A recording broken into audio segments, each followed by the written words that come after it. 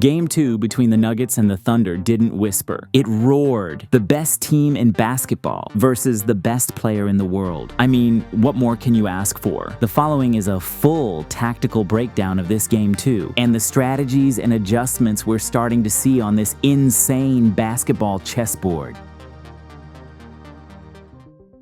All right, GOATs, today we've got an awesome sponsor, Prize Picks, the ultimate destination for daily fantasy sports. If you think you know ball and want to turn your pocket change into serious cash, then Prize Picks has you covered. Here's how it works. You pick 2 to 6 players, decide if they are going to have more or less on their projected stats, and boom, you're basically a sports stockbroker without the boring spreadsheets. And it's not just basketball. You can bet on baseball, MMA, golf. Heck, if they had competitive thumb wrestling, I'm sure they'd have that too. Sign up today at prizepicks.com or use code GOATED when you deposit $10. Play your first $5 and Prize Picks will hand you $50 instantly. Whether you win or lose, let's get paid. After Gordon's heroics in Game 1.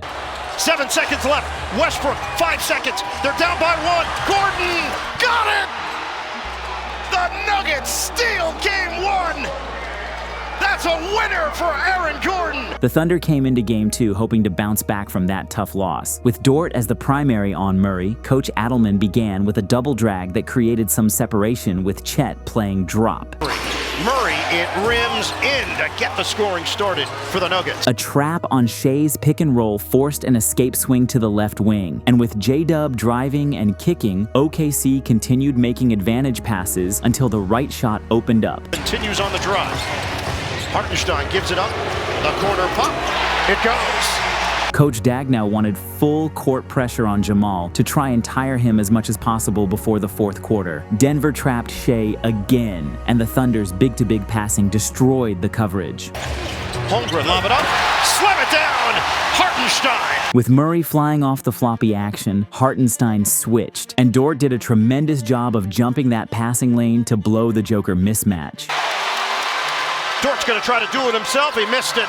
Kept alive by Brown. Gilgeous-Alexander cleans it up on the inside with a flush. An inverted pick and roll for Jokic was met with a blitz, and Murray's patience under the rim led to him finding the right read. Off the double drag for J-Dub, Jokic tried hedging while Gordon recovered, which opened up the gap for Hartenstein to exploit. Seeing Hartenstein with no good option at the elbow, J-Dub's backdoor on Murray opened up the passing angle.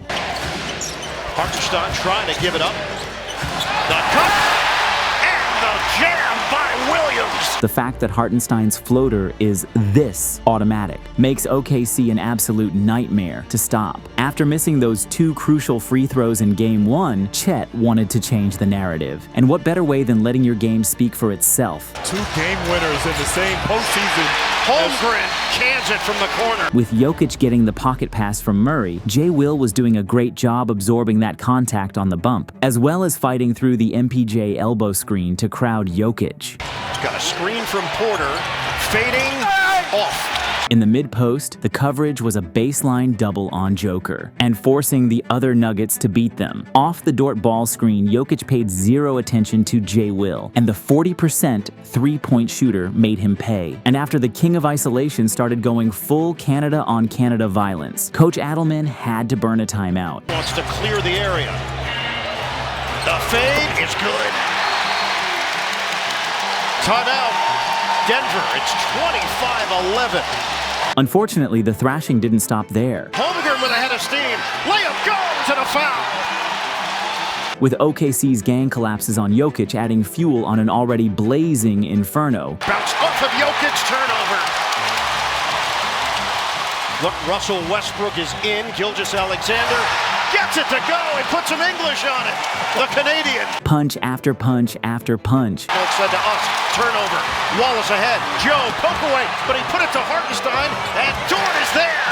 Watson got a piece, but that's how this first quarter is gone. A 24-point Thunder lead after the first quarter. Russ's insertion into the game injected some life into Denver's offense. Knowing that DeAndre Jordan would play and drop, Coach Dagnow called J-Dub's number. Next, Jordan then tried playing at the level, but that adjustment just opened up a gap elsewhere. As I've said before, nothing keeps Nuggets up at night more than the phrase non-Jokic minutes. But with Big Honey on the bench, Aaron Gordon channeled his inner Kobe. Scoring margin this season. That set an NBA record.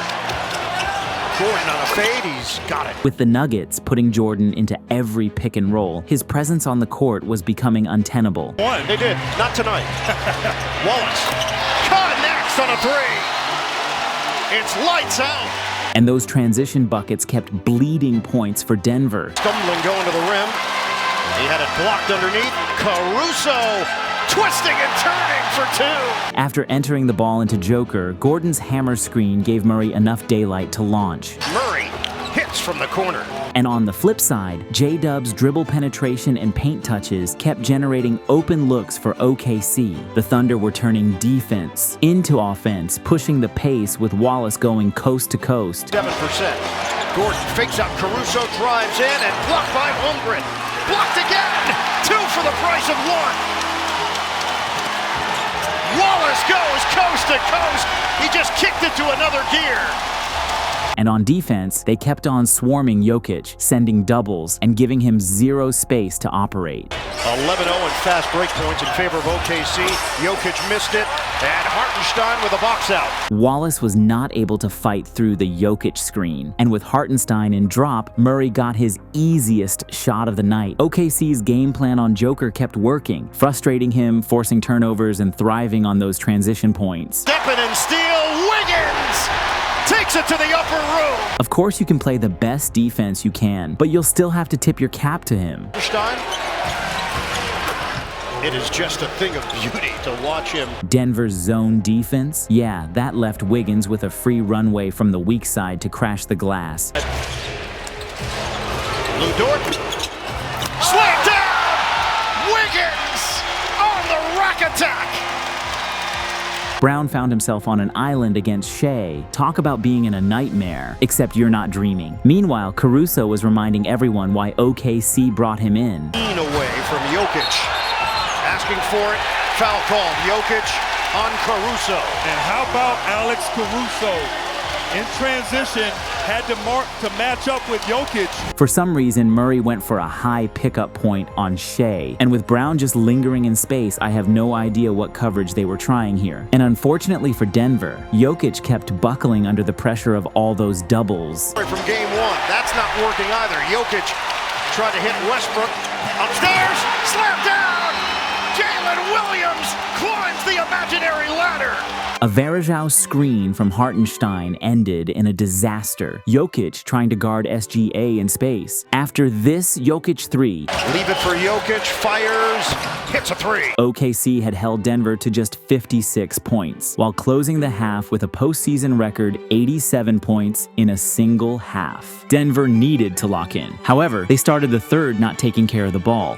Denver turns it over to start this third quarter. And a foul on to Jokic, trying to create space out front. When we think of specialists, we think three-point specialist, defensive specialist, etc. But Hartenstein is a floater specialist. The efficiency on that push shot in the paint gotta be off the charts. Absolute mastery, and you love to see it. With the Nuggets switching the Chet ball screen, J-Dub shed the blitz with a hesitation dribble before punching that gap for the elbow pull. And Williams is so good, had such an incredible season. A GOAT once said the famous words, "No sportsmanship for the Hall of Fame CPU. Ooh!" And the Thunder live and die by that ethos. On the switch, Gilgeous-Alexander crosses over and gets it to go. When they curb stomp you, they don't let you have even a second of reprieve. This Hartenstein, backdoor, layup goes. Brown, who had been a non-factor thus far in the game, finally got one to go. Jokic give it up. Brown converts on a three. And with that, Denver was finally able to throw somewhat of a counterpunch. Go. Knocked outside from Murray. He will take it and make it from long range. By this point, Coach Dagno was now allowing some single coverage on Jokic. Turns the corner and finishes with a floater. Jokic, frustrated, thought he got fouled by Hartenstein. Unfortunately, because of offensive rebounds, Denver's short runs couldn't generate any momentum. Holmgren! Yes! A three. Right there, Gilgeous-Alexander just went and took that offensive rebound from Brown. And because of Shea, kids all over the globe will be practicing their stop on a dime, behind the back snatchbacks today. Again, no sportsmanship for the Hall of Fame CPU. Down to 5, the cut and slam! from Hartenstein. Man, Williams leaves it for Gilgeous-Alexander. He's born to score. Williams to Williams. J-Dub inside. Hammer jam! SGA! In the way he plays the game. Jumper is smooth from Isaiah Joe with the tray ball. And with Jokic picking up his 6th foul, Denver had to wave the white flag. Foul out front. So the officials will continue to call it. Denver, they are incredulous at the calls that have been made as Jokic is done. An incredible counterpunch from OKC after that Game 3 loss. How will Denver respond? Game 3 can't come fast enough.